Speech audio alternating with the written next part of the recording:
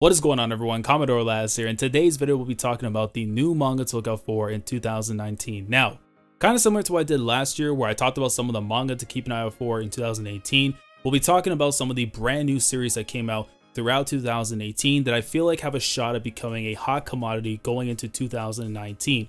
Now, some of these series you may have heard of before throughout the year, some of these series you may not have heard of before, but today I'll be giving you my thoughts on why you should be keeping an eye out for them in 2019. So without further ado, let's get into it. So the first series we'll be talking about is Switch by Asushi Namakiri in Weekly Shonen Sunday. The story follows these two brothers by the name of Raimu and Riku Tachibana on their journey to becoming the world's best basketball player. Having been compared to his prodigious older brother Riku and tired of his everyday life, Raimu works up his courage and decides to start playing the sport of basketball. As the story progresses, both Raimu and Riku begin to view each other as rivals, pushing the two brothers to improve their skills on the court on their road to their goal of becoming the world's best basketball player. Now, there were a few things that caught my attention in regards to the series, the first of which was the mangaka Asushi Namakiri, who previously worked under Fujimaki Sensei of Kuroko no Basket and Furudate Sensei of Haikyuu. For someone who worked under the latter, who writes one of my all-time favorite sports series, I knew that I was going to be giving Switch a shot because of Namakiri's previous association with Furudate and with Haikyuu. The second was where the series was being held in, Weekly Shonen Sunday. I have quite a few people I know of who are huge advocates of Weekly Shonen Sunday, and while I'm not that heavily invested in the magazine outside Detective Conan, I do feel like this series could help garner more attention to the magazine with its strong start in the first volume, especially with Furudate Sensei having given their stamp of approval for others to check out this series. And the last point is basically my own enjoyment of what I've read, as I was quite impressed with the first volume of Switch.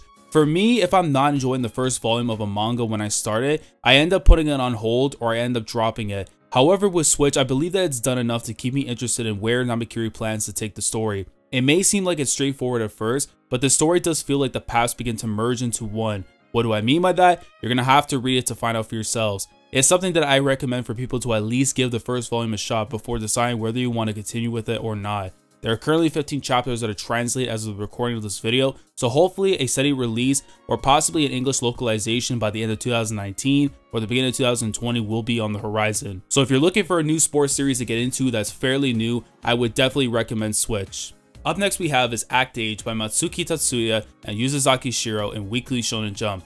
The story follows Kei Yonagi, who comes from a poor family with a harsh upbringing, as she is taking care of her two younger siblings after her father walked out on them and their mother having passed away shortly after. When the opportunity arises for Yonagi to chase her dream of becoming an actress, she doesn't hesitate. After being scouted by director Sumiji Koriyama, Yonagi's opportunity to shine has come. However, Yonagi's talent for acting comes from her extreme and innate ability for method acting, one that many people in the acting industry note as potentially self-destructive. Of the new series that I've read, Act Age has the best art style. While it does feel at times as if I'm reading a shoujo series, Yuzuzaki's art stands out due to its softer tone not found in most shonen manga, while also being able to capture the emotions within the characters in their art through facial expressions, a quality trait in Yuzuzaki's art style. A magazine that for the most part is primarily filled with battle series, Act Age is a breath of fresh air as it deals with the battles within one's mind as opposed to those on the battlefield. You get to see someone literally become the person they are casted as, albeit at the cost of losing themselves in the process. To balance your family life, chasing after your dreams while trying to keep yourself from falling apart, shape up for a story of suspense, tragedy, and hopefully success for Kei Yonagi by the story's end. Viz Media recently announced that they were releasing more weekly chapters for new simulcast series, which includes Act Age, with the first 6 chapters being currently out. Hopefully once Viz catches up with the Japanese release, we'll be able to experience together one of the new up-and-coming breakout series in Weekly Shonen Jump. And the last series to look out for in 2019 is Jujutsu Kaisen by Tamaki A in Weekly Shonen Jump. Like, come on now, did you really think I was going to make this list without talking about the Kaisen greatness? Well, guess what? We gotta talk about it. Tamaki A is quite new to Weekly Shonen Jump, but she's already making waves with the series in the 10 plus months that she's been in the magazine. A story revolving around a boy named Yuji Itadori, who's caught in a mission to fight demons, known as curses, in order to prevent an even more dangerous curse from wreaking havoc on the world. Along with having gained the power of Ryomen Sukuna, a well-renowned demon from ancient times, Yuji Itadori must collect the remaining parts of the King of Curses before they fall into the wrong hands. I've already discussed my full thoughts on Jujutsu Kaisen a few months back, but I'll just say this in regards to why you should keep an eye out for it in 2019. The story has been quite good thus far, with each arc growing in quality with every passing chapter. At times it feels like I'm reading a mixture of many different series I've read in the past, yet Jujutsu Kaisen just feels like its own entity.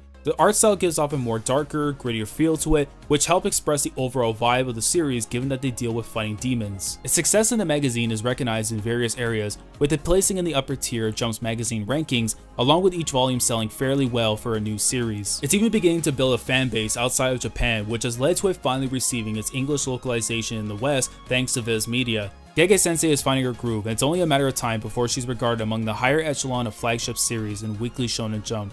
And with that, these are the series I feel you should look out for in 2019 in terms of new manga. But let me know what you think down in the comments below. Which of the series mentioned in this video do you feel have the best chance of breaking out and becoming the next big series in their respective magazine? If there were any other series that came out in 2018 that you feel people should look out for this year, let me know down in the comments just to spread the awareness. Like the video if you enjoy, subscribe to the channel if you guys are new here, and I will catch you guys in the next video. So, Commodore Lad signing off. Thank you so much for watching, and as always, take care.